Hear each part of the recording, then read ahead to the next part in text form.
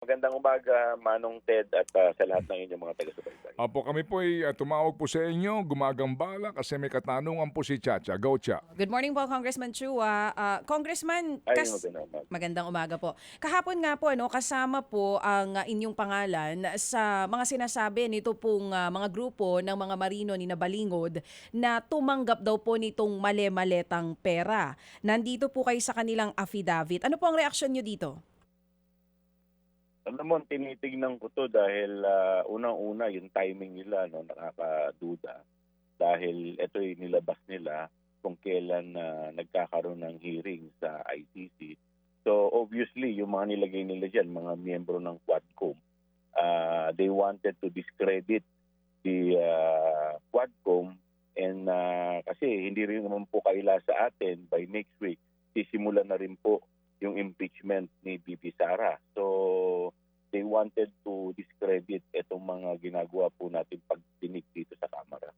So itinatanggi nyo po ito ring paratang nitong nila Baligod. Ang sinasabi rin po kasi nila dito sa kanilang affidavit, sa tuwing may hearing daw ang Quadcom ay inuutusan sila na mag-escort sa mga executive assistants ni Zaldico papunta daw po sa House of Representatives na may dalang paper bags na bawat isa may lamang 5 milyong piso. Nako, ang sarap naman po sana kung totoo. Kaya lang ito po ay wala pong katotohanan. Ito po ay nakakatawa dahil nila sinasabi nila dyan sa HOR pag ginagawa. Wala po lahat ito katotohanan. So, nung pong time na yon, sir, kasi ang inyong komite hindi part ng Quad Committee, but there are times umaattend po kayo dun sa Quadcom hearing eh. Wala po kayong naaaninag noon na may nag-aabutan po halimbawa ng mga ganoon kung sakali man. May binabanggit din po sila kanina dito na nandun daw sila malapit sa helipad. At nakikita daw doon, nagpapasundo yung mga mambabatas sa kanilang mga drivers. Bit na daw po yung mga paper bags. With more reason, paano ka naman magbibit-bitan dun sa labas ng helipad? Ang daming tao dyan, may mga security guard. Ano ba namang klaseng statement yan? So, no single na ganitong eksena ang nangyari during that time? Wala pong ganyan. Oo. Oo. Oh, sir, ang sinasabi niyo po ay kapareho din sinasabi kanina nung unang mga nakausap namin na parang yung timing nitong paglabas nila ay parang dahil sa pagsisimula po nitong impeachment complaints laban po or impeachment case na nakahain na dyan ngayon sa Kamara. Would you know, may idea po ba kayo kung sino ang nasa likod nila kung sakali man? Hindi ko po alam eh. Pero alam po ninyo, hindi naman po ako magtataka dahil unang-una naglabas na sila ng mga peking video ng Pangulo. Naglabas sila ng peking medical certificate. Ngayon, ito peking narratives na naman. So marami pa at inaasahan namin na habang lalo pa pag sinimulan na namin itong impeachment ng ating Vice President, mas iigting pa ang mga paninira na ilalabas po ng kabila. Pero parte ito ng parte ito ng aming trabaho. Kami po ay hindi magpapatinag at patuloy na gagampanan po kung ano man po ang dapat namin gawin. Congressman, dito po sa 25 no, na nababanggit ng mga dati at kasalukuyang kongresista, doon po sa mga kasalukuyan po nakaupo sa 20th Congress, kayo ba yung nag-usap-usap na? Meron ba kayong mga mensahe ngayon kung may binabala kayong gawin sa kasalukuyan po na kayo nakaupo sa Kongreso? Go ahead, sir. Hindi ko pa po nakakausap yung mga kasama ko, pero kasi nung unang nakita ko yung listahan, natawa ako eh. Kasi nandoon pa si dating ngayon Congresswoman Laila De Lima na hindi naman miyembro ng 19th Congress. Saka yung mga makabayan na bumabanat din sa amin. Nandoon din yung mga pangalan nila. Si Senator Tito Soto, nandoon din, hindi pa naman senador. Hindi, nung una kaya hindi ko masyadong sineryoso to. In fact, nagulat nga ako kung bakit binibigyan ito ng big deal. Dahil sa akin pong paniniwala, parang hindi naman ito kapanipaniwala. Okay. So ngayon po, hindi kayo nakakapag-usap nila Congressman Benny, Congressman Zia, kung meron ba kayong naiisip na anuman pong hakbang sa bagay na ito? kung sakasakali, ngayon pa lang po siguro dahil may session po kami ngayon. Kahapon naman po, umattend ako sa mga committee hearing. Tapos, nalaman ko kasi yan, medyo papunta ako sa isang event na may nag-forward sa akin. Kaya hindi ko naman po ito sineryoso. Akala ko nga peke eh. So, tapos may mga pinakita sa akin, wala naman nakapirma. Opo. Tapos natawa pa ako dun sa mga nakalagay ng mga pangalan. Kaya hindi ko rin po masyadong sineryoso. Okay. Sige po. So, Congressman Joel, impeachment ni VP Sara, Monday daw po ang simula ng committee.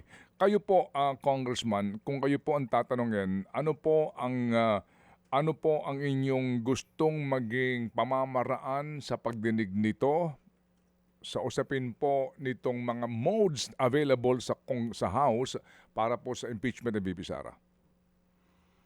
Kung ako po talaga, sa first mode pa rin po ako dahil nakita naman po natin yung second mode kung ano po nangyari. Nangyari po ito through technicality. Ayaw na po natin mangyari yung ganito. At saka considering na ito na rin, sinumulan na rin natin doon sa Pangulo, yung ganitong klaseng sistema. So dapat kung paano po hinandle, kung paano namin tinalakay yung impeachment ng Pangulo, dapat ganun din yung pagtalakay po dito. At kung ano yung parameters na ginamit sa impeachment ng Pangulo, dapat yun din ang magiging parameter namin dito. Opo. Ngayon, Congressman, naalala ko po, kayo na kapanayam namin dati sa impeachment po ni Pangulong Marcos, nabanggit nga ninyo yung mga requisite, no? Yung personal knowledge, mga ganun pong usapin doon sa substance. So dito po sa complaint na inihain labang kay VP Sara, if you recall, hindi ho ba ito'y hango sa naging pagdinig po ng inyong komite? Ano po? Basically, right? Yung pagharap ng COA doon, etc. So, dati po kasi, sa pananaw po ng iba nga, na naando na yung substance. So, in this case, ho ba, you will just, admit yung mga committee report na ginawa ninyo na basis doon sa unang impeachment complaint at no need to call all of those COA witnesses na inyong pinatawag nung una? Well, so far siguro, no, kasi hindi ko alam kung paano ito tatanggapin ng ating chairman. Siyempre, ayoko naman pong pangunahan ang ating chairman, si Chairwoman. Pero kasi hindi ko pa rin nababasa yung 4 na complaint. Okay. So, siguro kung meron pong karagdagang ground, siguro yun, dapat tignan din po namin. Pero yung sa iba, I'm sure lahat naman po yata kami familiar na doon. Lahat kami naging miyembro doon. Lahat kami may personal knowledge na saksihan namin. Siguro doon sa ibang ground na lang titignan natin. Mas bubusisiin natin.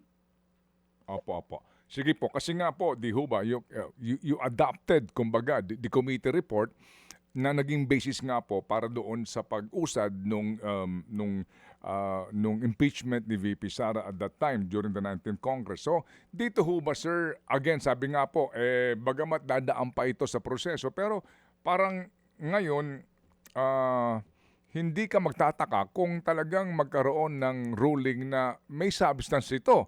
Otherwise, parang kakainin nyo yung inyong ipinasang impeachment complaint noon kung wala itong substance. Tama po kayo. At saka alam po ninyo, Manong Ted, kung maalala po ninyo yung desisyon ng Korte Suprema, wala naman po sinasabi na walang substance. They did not tackle the substance of the impeachment complaint. So, ako po, naniniwala, kung ito rin po yung ginamit ng mga complainant, masasabi po natin na may substance po. Opo. O yun, sige po. So kami po ay makikibalita po sa inyo, no? Particularly nga dito po sa issue ng impeachment ni VP Sara. Salamat po, Congressman Joel, sa inyo pong panahon. Maraming salamat po, Manong Ted. Mabuhay po kayo. Thank you. Mga kapatid, brothers and sisters, saan ka pa? Dito na tayo sa totoo.